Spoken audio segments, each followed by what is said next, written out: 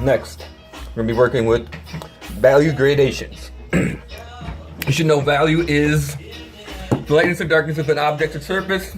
You should know perspectives making something look three-dimensional. And you should know a value gradation is a smooth transition or change from one value to another. So you are basically going to replicate these values in these boxes. This is a horrible copy of the actual value gradations I drew, but that just happened because of time in the copying machine. Places where we see a line, we don't want to see a line.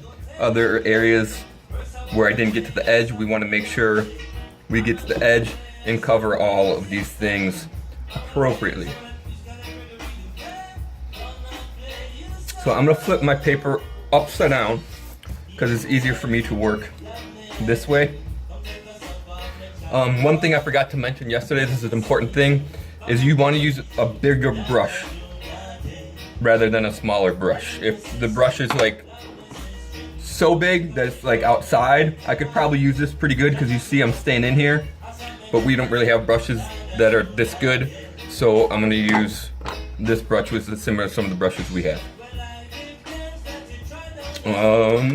Another key is working slowly and building it in layers. Like we sketch lightly, we can paint lightly as well. Other key is controlling that amount of water on your brush, and that's just something that you're going to have to take time and understand. Alright, so I'm going to start on my dark edge. Notice I'm not going like this, I'm going up and down, right? The same way when we make our pencil gradations, I want to move my brush strokes in the opposite way of where I'm working.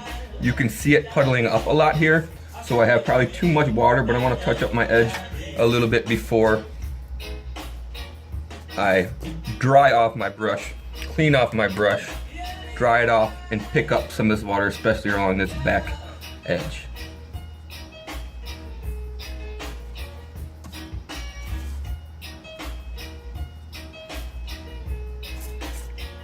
Okay, wherever you have a line, this is now kind of dry, it's not wet like it was before.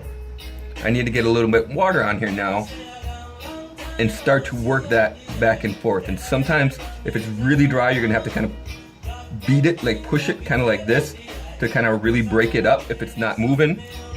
Sometimes it'll just kind of fall into place on its own. Okay, I'm not trying to be perfect here at all, but I see little light parts here. I can go back in, change my thing, kind of be really careful with how much paint I'm getting on there. I'm doing it slowly so I know. And then come back in and start to touch that up. Okay, and if you take your time and you're really careful, you can make these things look really nice. I see kind of a line now where I put that thing, so I just have to go back in, careful and cognizant of how much I have on my brush, and go back in and fix it. Okay, as that dries, I'm gonna add another layer and just kind of repeat the process. You want your darks to be as dark as you can, and you want to fade all the way to a light value. It's kind of where I need to get lighter now, so I'm just gonna clean off my brush, get some water on it, control it, how much I have on it with my paper towel, and work back in. You never want to take from here and go back down here, because you're gonna take paint from here and bring it all down here.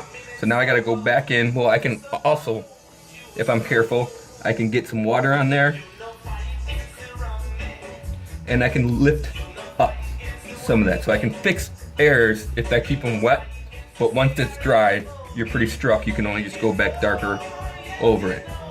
Okay, to make it go from dark to light again, so this value from dark with light on both sides is a little more tricky, but it's the same concept. You just have to kind of work a little quicker because you have to blend out both sides. Cleaning off my brush, and I'm going back into it.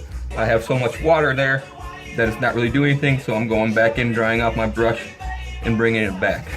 Now you'll see why I have the paper this way, because if I'm making my gradation go this way, I can't really see what I'm doing over here. So I turn my paper around and go this way, so my brush isn't hiding what I'm trying to blend out.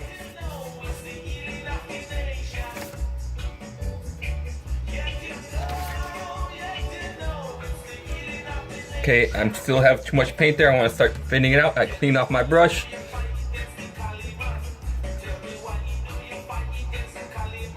And bring it back in to smooth it out. There's bumps here. Wherever it's rough, wherever I can see something that's jacked up, I just go back in and I fix.